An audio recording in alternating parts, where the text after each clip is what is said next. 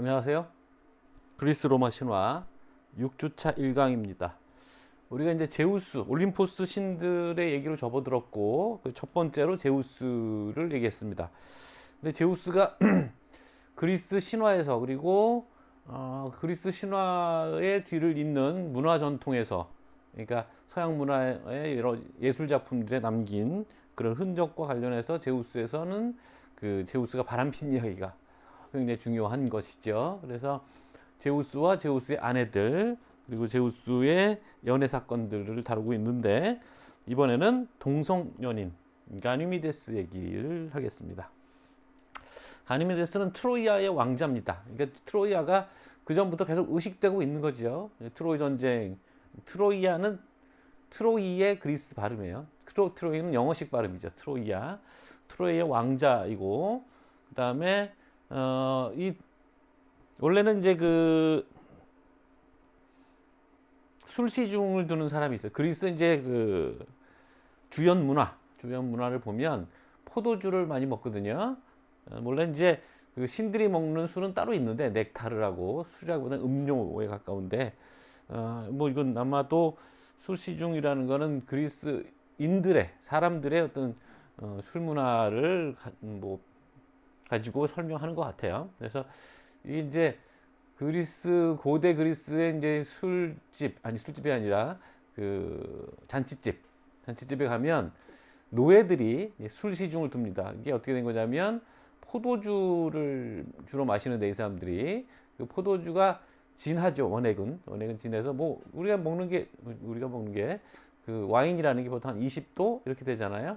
근데 그리스인들에게는 이게 좀 진하다고 생각을 했어요.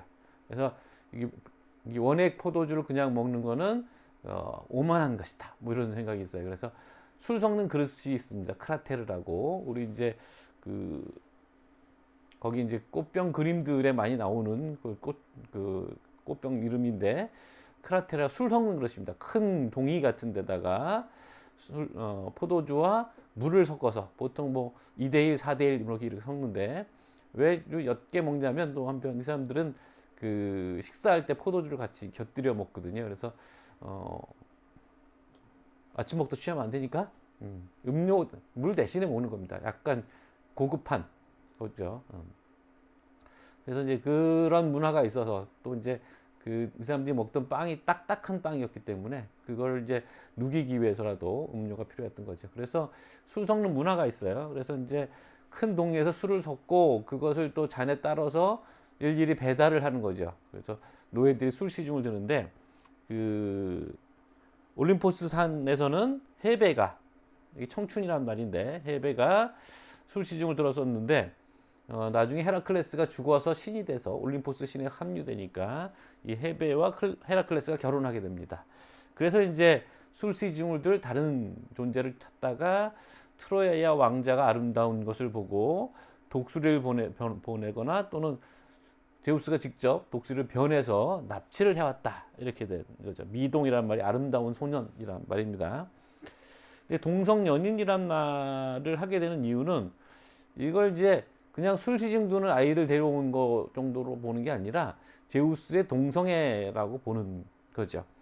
뭐 몇 차례 얘기했을 것 같습니다만, 그리스에는 이제 동성애 문화가 있어서 어린 나이, 청소년기의 아이와 장년의 남자 어른 간의 이런 파트너십이 형성돼 있거든요. 물론 이거는 이제 육체적 관계도 있지만, 그와 동시에 아이의 입장에서는 그 자신의 애인, 에라스테스라고 합니다. 구애자라는 뜻인데, 자신의 애인을 통해서 사회에 입문하는, 그러니까 후원자 역할도 돼요. 뭐 그런 식으로 좀 복잡한, 그러니까 어떤 그리스 귀족 문화의 한 흔적인데, 아무튼 그래서 그 동성애가 뭐 어떤 때는 좀 그것이 아름답지 못한 풍습이라고 하는 것도 있고, 뭐 좋은 거라고 생각하는 그런 것도 있는데, 이 사람들 다 결혼했던 사람들이기 때문에 양성애자들입니다.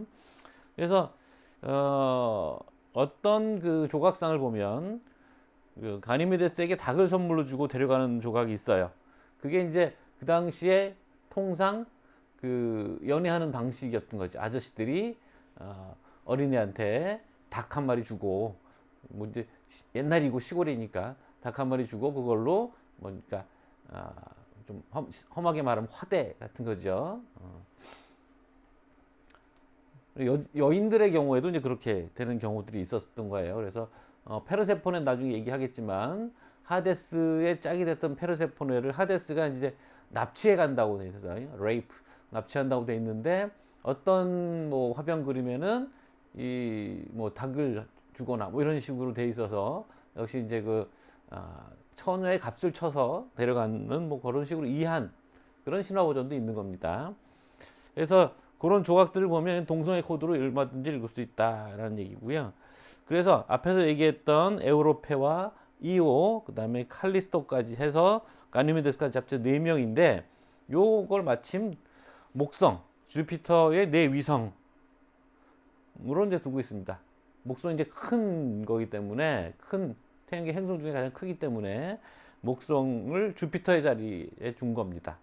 그래 놓고 이 제우스의 에인드를 여기다가 이렇게 위성으로 딸려 있는 위성으로 붙인 겁니다. 천문학자들이 갖고 있는 이제 위트라고는 할까요? 뭐 그렇게 봐야겠죠. 자, 이거는 이제 우리가 자주 보게 되는 귀스타프 모로의 신비주의적 화풍을 갖고 있는 귀스타프 모로의 작품입니다. 젊은 청년의 그 아름다운 몸을 빛나는 독수리가 하늘로 낚아채서 날아가고 있는 모습인데 그 밑에 이제 개가 하늘을 보고 짖고 있죠. 이거는 이제 아이네아스, 우리 나중에 다시 얘기하겠습니다만 베르길리우스란 로마 시인이 쓴 로마의 건국 신화 시 그 아이네이스 5권 252행에 보면 사냥 중인 가니메데스를 독수리가 납치해 갔다 뭐 이런 식구가 있어서 그것에 근거해서 저 사냥개를 그린 겁니다. 화가도 뭐 괜히 근거 없이 그릴 수는 없는 거니까. 근데 이제 여기 보면 그 신비주의자로서의 그 모로의 어떤 생각이 드러나는 거죠. 그러니까 이거 신이 납치해 갔다는 거 그냥 단순히 신화적 사건으로 보는 게 아니라 어떻게 보면 그 신성에 의해서 들림을 받은, 그러니까 신성을 본, 신성에 의해서 영혼이 신성해진 그런 청년 그 상태, 정신 상태를 그림으로 보여준 거라고 생각할 수도 있죠. 어쨌든 색깔도 아름답고, 그죠?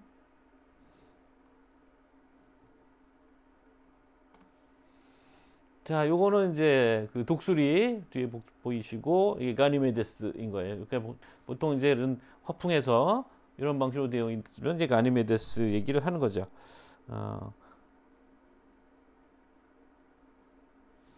여기 이제 머리에 쓴 모자가 프리기아 풍이라고 해서 터키 쪽 그쪽 기원을 보여주구나. 트로이가 이제 터키 쪽에 있기 때문에 그런 얘기고요. 여기는 여기 항아리가 있죠. 물항아리잖아요. 물항아리를 끼고 있는 존재는 강의 신입니다. 그래서 아마 가니메데스 트로이아가 거기 강이 흐르니까 그 강의 신을 형상화한 것 같고 아마 강가에서 납치됐다고 생각했던 모양이에요. 이거는 피렌체에 있는 조각상, 이거 로마 시대 부조입니다.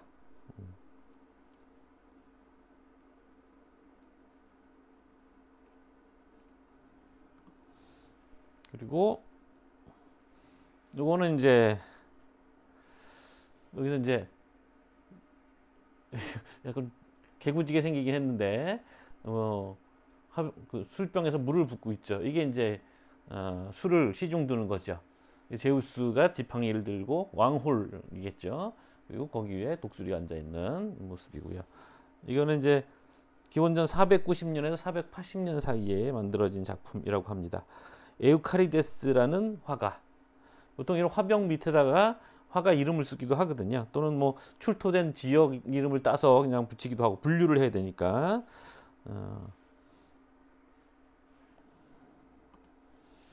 이게 이제 아까 얘기했던 동성애 코드로 그 가니메데스와 제우스 사건을 엮은 거죠. 가니메데스를 한 품에 안고 이쪽에 손에 이 가니메데스가 닭을 들고 있죠. 선물을 받은 거야 이걸로. 그래서 이제 몸을 허락하는 뭐 이런 거겠죠. 아저씨가 뻔뻔하게 생기죠. 이거는 470년경, 기원전 470년경의 작품입니다. 자, 그래서 이제 이게 네 개의 위성, 무슨 뭐 구슬처럼 아름다운 색깔을 하고 있죠. 물론 이제 어느 정도 데코레이션을 한 거겠죠. 뽀샵 같은 거 했겠죠. 자, 그래서 우리가 태양의 행성을 좀 알아보는, 나중에 조금 더 자세하게 알아보겠습니다만, 저기 이제 지구가 보이고, 지구의 행성은 달이고, 그죠? 위성. 그 다음에 마르스. 마르스가 이제 아레스가 로마로 가면 마르스가 되잖아요. 그래서 전쟁의 신. 그래서 그의 아들들, 포보스와 데이모스. 둘 다 두려움과 공포라는 뜻인데, 그게 위성으로 붙어 있고, 유피테르. 주피터가 이오, 에우로파, 가니메데스, 칼리스토 네 개의 위성을 건지고 있죠. 사투르누스, 이거는 이제 크로노스가 글로 가면 사투르누스가 됩니다. 농사의 신과 연결이 됐다고 생각한 거예요. 다른 사람들은 잘 모르겠고, 엔컬라디스도 있고, 테티스 바다의 신 테티스가 있고, 디오네가 있고, 레아, 그죠? 티탄, 그리고 티탄 중에 한 인물이 휘페리온이고요. 이아페토스, 제우스에게 벌받는 자손들의 아버지. 포이베로 아폴론과 연결되어 있는 이름이고요. 그다음에 우라노스 쪽에는 우리가 아는 이름이 별로 없죠. 네, 이렇게 있고, 넵투누스, 우라노스는 천왕성, 그죠? 이름이 천왕이잖아요. 그리고 넵투누스, 포세이돈이 이렇게 바뀐 거고요. 포세이돈의 아들 중에 트리톤이라고 있어서 여기가 있고, 네레이드, 네레우스의 딸들, 네레이드도 그냥 한 위성의 이름을 그냥 통째로 붙였고, 지구 여기 있고요. 플루토, 하데스, 명왕성이죠, 명왕성. 예. 그 스틱스 강에서 배를 모는 사공 이름이 카론이라서 카론이 위성으로 들어가 있는 거고요. 이게 다 천문학에도 그 그리스 신화의 용어들이 사용되고 있는 겁니다. 달리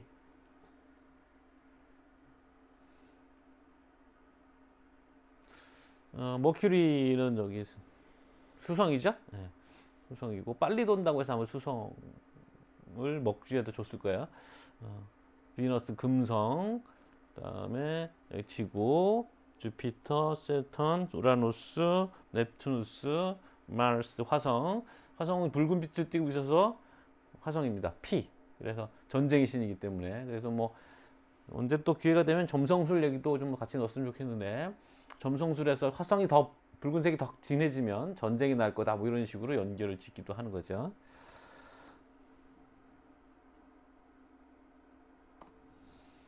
자, 그 다음에 이제 뭐 제우스 하면 빠뜨릴 수 없는 헤라 여신. 그러니까 앞에서 우리 올림포스 신들 시작할 때 했던 것처럼, 우리가 뭐 아프로디테는 사랑의 신이고, 뭐 이런 식으로 포세이돈은 바다를 관장하고, 뭐 이런 식의 어떤 기능과 역할들을 부여하는 것은 후대에 정리하는 과정에서 생겨난 일이다, 이렇게 얘기했었잖아요.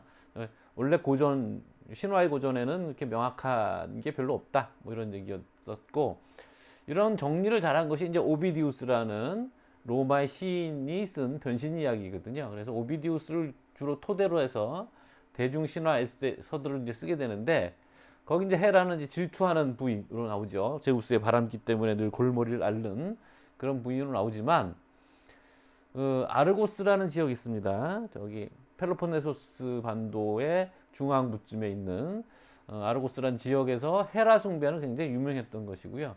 유서 깊은 것이었어서 거기서 나오는 헤라는 굉장히 위험 있고 영험한 존재로 나온다는 거죠. 전에도 잠깐 얘기했습니다만, 그러니까 그리스 민족이라는 게 저 북쪽에서 내려온 거, 남하했단 말이에요. 인도 유럽어족에 속하는 그리스어 말을 사용하는 그 민족은 남하했고, 그 남아한 땅인 그리스 땅에는 이미 원주민 토착민들이 있었는데 그들을 뭐 몰아내거나 노예로 삼거나 그랬겠죠. 무력을 가지고. 그래서 이제 그 토착민들이 섬기던 신들이 아예 무시할 수는 없게 돼서 그 토착민들이 그리스 신화 안으로 들어온 건데 그 토착민들의 그 섬기던 신들이 대개 그런 경우에 여성화된다라는 거죠. 헤라니 뭐 이런 또 이제 가이아니 뭐 헤라니 땅과 주로 연결돼 있고 그죠? 그 여신의 계통들이 그런 것과 연결돼 있는 거고요. 또는 뭐 그 히아킨토스 같은 아폴론의 애인이었다가 아폴론이 던진 원반에 맞아서 죽은 그런 경우도 이제 토착신을 외래신인 그 올림포스 신들과 결합시킨 경우다 이렇게 이제 보는 겁니다. 자, 그 역사 투키디데스 아니 누구죠? 헤로도토스라는 그리스 최초의 역사가가 쓴 역사라는 책이 있습니다. 거기 보면 이제 솔론이라는 아테네 정치가가 아테네 개혁 입법을 해놓고 그 개혁 입법을 양쪽에 이제 사실은 그 빈농들과 지주 계급들 사이에 중재를 위해서 개혁 입법을 한 거거든요. 농부들이 점점 가난해지면서 그 부자인 그 대농들에게 빚을 지고 나중에는 이제 그 빚 대신에 자기 땅을 넘기고 땅이 넘어가니까 할 일이 없잖아요. 그래서 소장농이 되고 노예 신세가 되다시피 하니까 어찌된 일인지 양쪽에서 이 문제를 해결할 수 있는 개혁 입법을 해달라. 그래서 이제 솔론이라는 당시에 유명한 비가 시인이자 정치가였던 사람이 빚을 탕감하고 뭐 농지를 정리하고 뭐 이런 이제 개혁 입법을 한 겁니다. 근데 이런 개혁 입법이라는 게 양쪽의 요구를 다 맞춰주기 힘드니까 그 개혁 입법을 한 다음에 도망갔어요. 이거를 법을 고치기 위해서는 이 법을 만든 사람의 사인이 필요하다. 그래놓고 이제 자기가 도망간 거죠. 뭐 그랬다는 얘기가 있어요. 솔론이 지중해 전역을 이제 돌아다니면서 여행을 하면서 시간을 보냈는데 거기에 리디아라는 그 이오니아 지역 우리가 보셨죠? 터키의 그 에게해 연안에 모여 있는 도시들의 집합 그걸 이오니아라고 부르는데 이오니아 지역 전체를 다스리고 있던 리디아 왕국이 있었습니다. 굉장히 세력이 컸던 왕국인데 그 리디아 왕국의 왕이 솔론을 맞이하여 자기 왕궁의 보물들 다 보여주면 크로이소스 왕입니다. 보물들을 다 보여주면서 은근히 떠본 거지요. 당신은 지중해 전역을 돌아다니고 있는데 지중해에서 가장 행복한 사람이 누군 것 같으냐? 자기를 당연히 지목할 거라고 생각한 거죠. 근데 솔론이 가장 행복한 사람은 클레오비스와 비톤이라고 얘기를 합니다. 클레오비스와 비톤은 그 아르고스의 헤라 신전의 여사제를 어머니로 두고 있는 두 형제입니다. 클레오비스와 비톤. 근데 이제 이 헤라 축제 때 황소가 끄는 마차를 타고 헤라 신전까지 가는 게 이제 축제의 그 퍼레이드 중에 하나였어요. 근데 황소가 아팠나? 뭐 그렇게 됐어요. 그래서 황소를 못 구하니까 이 아들 둘이 건장한 아들 둘이 황소 대신에 그 마차를 끌었던 거죠. 그래서 그 여사제가 너무나 뿌듯한 나머지 헤라 여신 사제에서 그 사원에서 기도를 드립니다. 우리 아들들을 위해서 최고의 축복을 내려주세요. 이렇게 얘기했는데 그날 밤 클레오비스와 비톤이 잔채로 죽습니다. 굉장히 독특한 그리스인데 좀 염세주의, 비관주의 이런 걸 보여줄 수 있는 거죠. 잘 죽는 게 가장 행복한 거다라는 얘기예요. 그래서 이제 여기 바로 이 여사제의 아들이었다는 것에서도 아르고스의 헤라 숭배가 얼만큼 대단했다는 걸 보여주는 거고요. 그래서 아까 얘기한 것처럼 이 토착신과 도래신, 외래신의 결합 형태가 된 거다고요. 이 헤라의 기능이라는 게 이제 결혼을 보호하고 젊은이를 양육하고 질투, 뭐 이런 부분도 있지만 헤라클레스를 잘 아시죠? 헤라클레스가 원래 헤라의 클래스예요. 클레오스, 영광. 헤라의 영광이라는 뜻입니다. 묘하게. 그러니까 사실은 헤라클레스가 헤라의 미움을 받아서 그 덕분에 오히려 여러 업적들, 영웅적 업적들을 세운 거라서 이걸 역설적으로 헤라의 영광이라고 부를 수도 있겠죠. 그래서 이 헤라클레스가 어렸을 때 제우스가 불멸의 존재로 만들고 싶어서 자기가 바람 펴선 아들인데 헤라가 잠들 때 헤라의 젖을 빨렸다는 거예요. 근데 워낙 천하장사잖아요. 헤라클레스가 빠는 힘이 너무 강해서 뿌리쳤다가 그 젖이 하늘에 흩뿌려졌는데 그게 이제 밀키웨이 은하수가 됐다는 거죠. 은하수의 영어식 이름이 밀키웨이입니다. 이래서 그다음에 네메야의 사자 레르네 휘드라도 헤라의 양육을 받았다는 거죠. 그래서 나중에 한번 다시 나올 텐데 여신들 중에는 짐승들을 다루는 짐승들의 여주인인 그런 여신들이 있습니다. 또 아르테미스 같은 경우가 또 그런 경우죠. 또는 뭐 티폰을 혼자 낳았다는 설도 있어요. 대지모의 그 가이아의 전통을 잇고 있는 측면이 있는 거죠. 근데 이제 헤라도 제우스 바람기를 질투하는 뭐 그런 것 문제들만 걸려 있는데 딱 하나 뭐 뭐랄까 미완의 연애 뭐 이런 게 있었던 거죠. 그래서 뭐 어디 신화 같은 데서도 이렇게 투덜거리는 얘기가 나온다는 거예요. 남자 신들은 맨날 바람 피고 다니는데 그 여자 신들에게 무슨 어떤 스캔들이 생길 것 같으면 못하게 막고 뭐 이런다 뭐 이런 식의 남녀 불평등 얘기를 한 거죠. 익시온이라는 신들과 친한 사람 인간이 있었는데 헤라에게 이제 음심을 품었던 거죠. 제우스가 그걸 눈치를 채고 짓궂다고 해야 될까요? 구름으로 된 헤라와 동침하게 합니다. 뭐 구름도 이제 여신에 속하는 거기 때문에 하여튼 구름으로 헤라 모양을 만들어서 헤라인 줄 착각하게 해서 동침하게 했는데 어떤 신적 흔적이기 때문에 이것도 그 사이에 아이가 나옵니다. 켄타우로스는 반인반마죠. 몸 상체는 사람이고 하체가 말인, 다리가 4개고 꼬리가 달린 켄타우로스가 이제 뭐 그리스 로나에 자주 등장하는데 켄타우로스의 어원이 켄테로가 찌르다란 말이고 아우라, 우리가 아우라가 있다면 그러잖아요. 뒤에 후광 뭐 이런 거, 이 공기라는 뜻입니다. 그래서 공기를 찔러서 구름이니까 공기를 찔러서 태어난 존재들, 이 켄타우로스가 된 겁니다. 그리고 익시오는 아무리 그래도 신들의 어머니를 넘봤기 때문에 영혼이 불타는 수레바퀴에 묶여서 태양을 돌리는 역할을 맡게 된다. 그러니까 이런 식으로 이제 죄를 지은 자들이 하는 일들이 자연계의 질서를 유지하는 벌을 받는 경우들이 많이 있습니다. 그래서 시시포스라는 사람이 또 나오죠. 시시포스는 어떤 벌을 받았냐? 까미의 그 에세이집 이름이기도 한데 바위를 산 꼭대기에 올리는 벌을 받는데 그 산 꼭대기에 서 있질 않고 늘 반대편으로 또 쓰러지는 거죠. 그래서 다시 또 반대편으로 가서 다시 밀어 올리고. 그래서 까미가 그 제목을 이제 붙였을 때는 인간의 삶에 덧없음, 부조리함.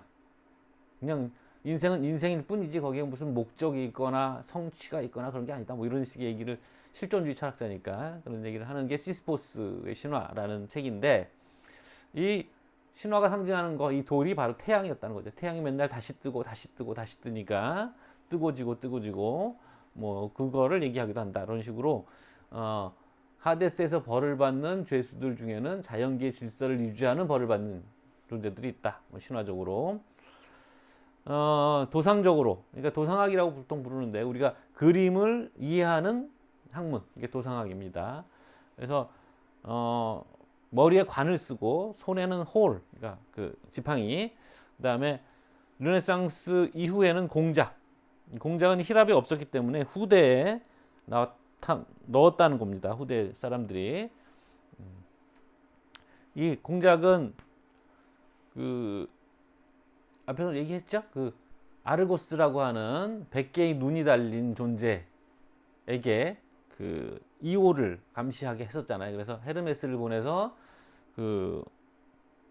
아르고스를 죽게 했는데 그 아르고스의 눈을 다 떼어다가 이 새 깃털에다 붙였다는 거예요. 그래서 공작의 깃털 동글동글한 무늬들이 있잖아요.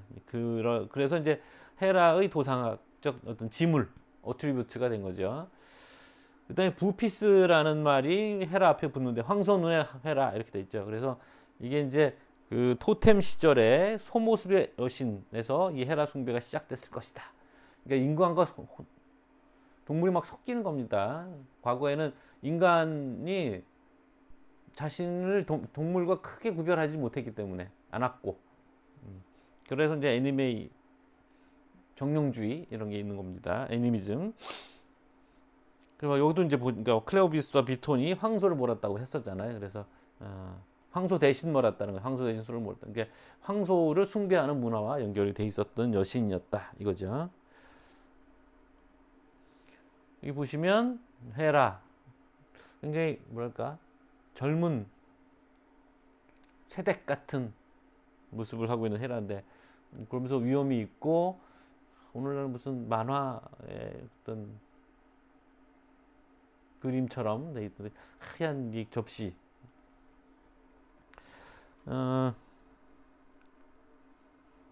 이 퀼릭스라고 부릅니다. 술잔. 아까 이제 제우스를 봤던 것처럼 제우스의 그 시중 들고 있는 모습, 술 시중 들고 있는 가니메데스가 어디 갔어요? 너무 지나갔다.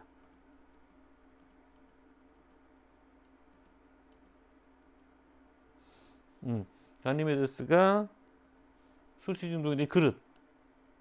이렇게 약간 접시처럼 생겼죠. 사발 같은 사발처럼 생겼는데 이런 그릇을 쓴 거죠. 퀼릭스 술잔. 바로 이게 퀼릭스 바탕에 이런 데다가 술 따라 먹으면 술 맛도 좋겠어요. 이건 주피터와 유노. 유노가 이제 로마로 가서 헤라 이름이 된 거예요. 유노.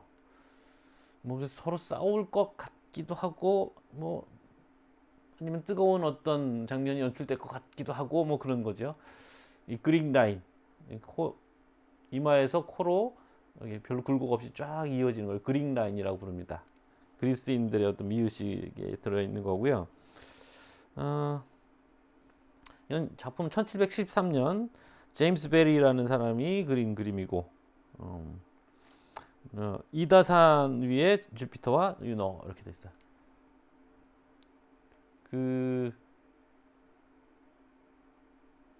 뭐 그건 넘어갑시다. 다음에 여기 아까 얘기했던 헤라클레스에게 헤라의 젖을 먹이는 장면입니다. 제우스가 하늘을 날아서 이렇게 가슴에 입을 댔는데 확 뿌리치니까 이 신의 젖이 하늘에 뿌려져서 은하수 별들이 되는 거죠. 여기 보면 독수리, 제우스의 독수리가 여기 밑에 있는 번개들을 날아가고 있고, 여기는 에로스들이 또 날아다니고 있고, 공작 보이시죠? 공작. 그래서 이런 걸 보여주면서 이게 헤라다라는 걸 보여주려고 하는 거죠. 자, 이게 아까 얘기했던 클레오비스와 비톤을 그린 것이고, 이 그림은 야코포 틴톨레토로 유명한 그리스, 아까 그 그림.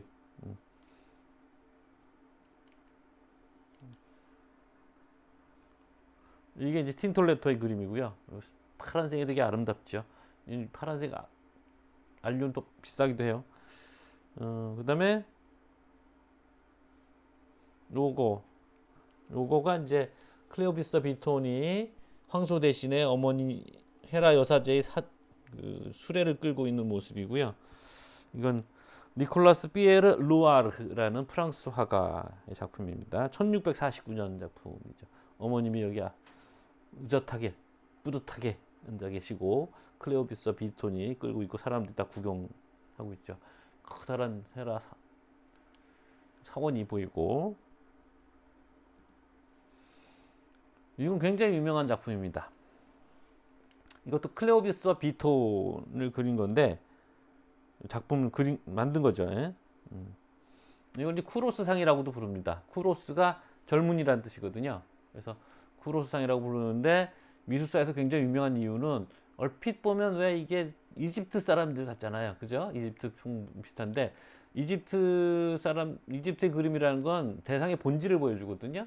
그래서 사람의 얼굴은 정면이 아니라 옆면이라고 생각을 해요. 그리스인들, 아니죠, 이집트인들은. 그러니까 되게 어색한 포즈를 취하게 됩니다. 그래서 얼굴은 옆면을 보여주고, 가슴은 정면을 보여주고, 뭐 이제 이런 발도 가지런히 서 있고 그런데 여기 보시면 한 발 앞으로 나와 있죠. 이게 그리스인들이 처음에 이집트 조각상의 영향을 받아서 이집트풍으로 계속 만들다가 어느 순간 그 완전한 균형이 되다 보니까 이게 너무 정적인 거죠. 그래서 살짝 움직인 겁니다. 그럼으로써 뭐라고 말할까? 조각이 깨어났다. 뭐 이런 식으로 찬탄을 받았던 유명한 이 알카이기 기원전 6세기의 작품입니다. 이 조각을 만든 사람은 아르고스 지역의 폴리메데스라고 합니다. 자, 이게 헤라. 딱 그 화풍이 누군지 알겠죠? 구스타프 모로. 헤라가 왕관을 쓰고 있고 왕호를 들고 있고 여기 공작이. 근데 제목이 재밌어요. 뭐 더 알아보진 않았는데 윤호에게 불평을 늘어놓는 공작이라고 합니다. 그 헤라의 아름다운 나신이 하얀 색으로 이 공작의 화려한 색깔과 대비되어 나타나고 있죠. 손인 것 같은 발이네요. 이건 희한하게, 그죠?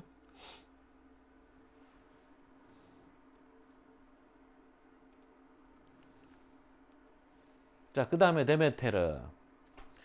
그 데메테르도 제우스와 관련되어 있고 데메테르와 제우스 사이에서 태어난 게 이제 페르세포네입니다. 곡물의 여신이고 로마로 가면 그래서 케레스가 됩니다. 케레스. 기존에 있었던 신이었던 거죠. 그래서 페르세포네 어머니이고 네와 게는 통하는 말이라서 데메테르가 되는 네와 게는 통하는 말이라서 이게 땅이란 뜻이 되고 데가 메테르가 그리스어로 어머니입니다. 그러니까 땅의 어머니라는 뜻이 있는 거죠. 그 자체로. 그래서 데메테르와 페르세포네가 모녀지간이라고는 되어 있으나 다른 관점에서 보면 어떤 성숙한 여인과 아직 성숙하지 않은 덜 여문 여인. 그러니까 이삭이 생긴 곡식과 다 익은 곡식을 보여주는 것이기도 하다. 뭐 이런 식으로 이제 얘기를 합니다. 여성의 두 시기를 보여준다고 생각하는 거죠. 그다음에 데메테르와 페르세포네는 둘이잖아요. 보통 여신은 셋인데, 그렇죠? 그리스는 주로 그래요. 여신은 보통 셋인데 2위거든요. 2위 일체, 3위 일체가 아니고 그러니까 그런 경우엔 작은 남성 시인을 이제 껴붙이는 경우들이 있다. 그래서 여기 따라붙는 신이 트립톨레모스라는 문화 영웅인데 엘레우시스 비라는 게 있습니다. 이게 이제 엘레우시스라는 지역에서 행해지던 종교입니다. 근데 이게 엘레우시스가 나중에 이제 아테네 합병이 되거든요. 그러면서 그 엘레우시스 종교가 아테네인들에게 굉장히 중요한 종교가 됐어요.